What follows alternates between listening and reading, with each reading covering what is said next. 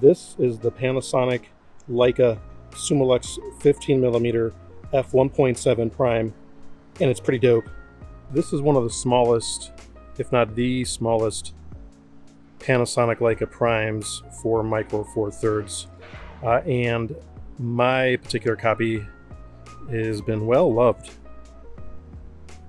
You can get an idea of what yours would look like after many fun adventures.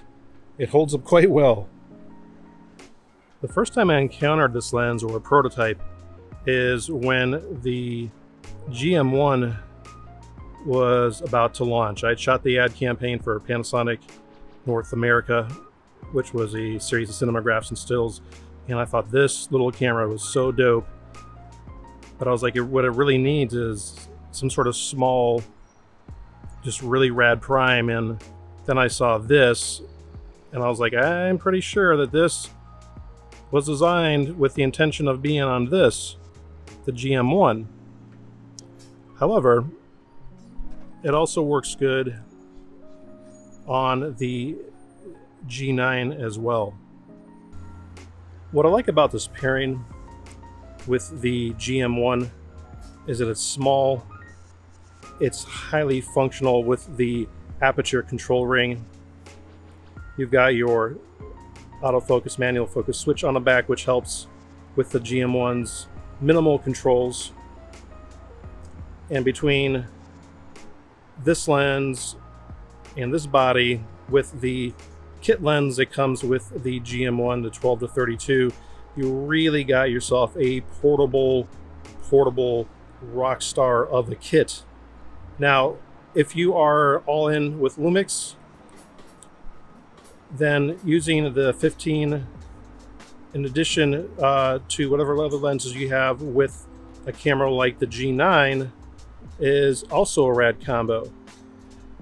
And of course, if you have the GM1 and the G9 together like this, it's also it's pretty rad, because then you have your kind of take anywhere kit, and it's a kit of very high quality, and then you've got your more pro level oriented camera, or a camera B camera, however you want to look at it. I'm kind of getting off track here, but let's talk more about this lens.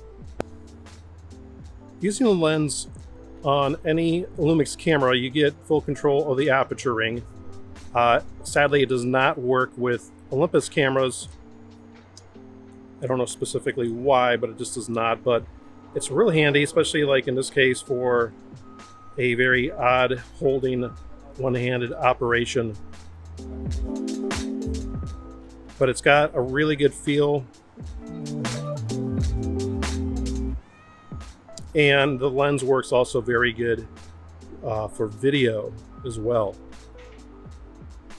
Now that said, this is not a clickless aperture. This is really made more for stills, but I think that you could leave it in automatic and then control your aperture in the back if that's something you want to do while you're recording. I usually don't operate like that if I'm shooting video. I just kind of set my aperture and shutter for stills first, and then when I need to make video, I just roll some video and capture what I capture. What's really cool about the Leica lenses on Panasonic cameras is you're getting the Leica color look. It's not just limited to the glass, but it's also limited to the color profiles built into the lens. It's not an option that you can turn on or off. It just works when you have Panasonic cameras. And if you put a Leica lens on an Olympus, you just don't get that warm richness, which if you own any Leicas on any Lumix cameras, you know what I'm talking about. But there's a warmth and a richness to it. In fact, here's a hint that kind of goes back to the film days. If you look at like the letters on the fonts on the lenses, they're kind of a warm orange. That kind of gives you a hint that your images are going to be more on the warm side. It's very subtle. It's in the skin tones, and it's similar to what was experienced in the film years when you had Kodak film being kind of orange boxes and they were warm, and Fujifilm being green boxes and they were leaning towards the green, and the Konicas were blue and they were leaning towards the blue. It's just a little side tip. Now, one thing to note The Summilux is a 46mm filter thread. So if you are pairing it with a camera like the GM1 and you have the kit lens, that is a 37, so either a step-up ring or just different filters. I do both because I use polarizers on all my lenses, and so I just use different filters that are size for each lens, but often for neutral density filters with the smaller sizes, I'll just use a 46 and get a step-up ring for the kit lens. Using the Summilux on a camera like the GM1 that does not have IBIS will leave you a little bouncy if you're shooting video. But on a camera like the G9 that has fantastic IBIS, this is a sweet, sweet combo because you're getting all the benefits of a larger bodied micro four thirds camera, the giant EVF, the amazing responsiveness of this camera, and of course the IBIS.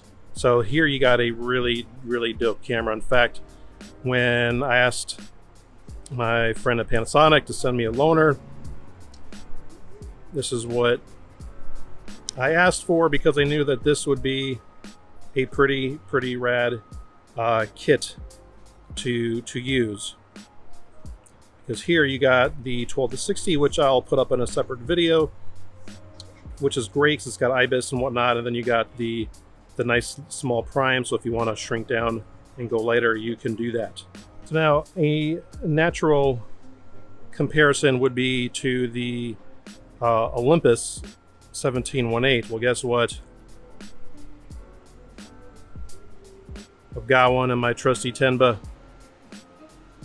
17-1.8 Olympus. Two similar lenses, but very different. Let's talk about that. Similar lenses, but very different. The Leica 15 has got the aperture ring. It's just tiny bit brighter than the Olympus 1.7 versus 1.8. It's got the Leica color built in, which you will see on Lumix, but you won't see on Olympus. Also, you cannot use the aperture ring with Olympus cameras, sadly. So if you are using this on an Olympus camera, you're kind of losing out on a lot of the benefits, and I would say just go with this, which I think may actually be a little less expensive for the Zuiko 17-1.8 versus the Summilux 1.7. Also, the Olympus has the pull-down manual focusing clutch, which is really handy. You don't have this here, but just with a flick of a switch, you're good to go.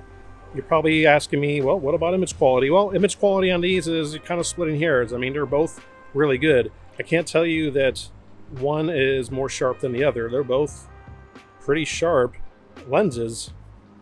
So if you're on a Lumix camera, go for the 15. If you're on Olympus, don't go for the 15, go for something like the 17-1.8. They're about the same size. My hood on this one is kind of fused on there. It's been so beat up.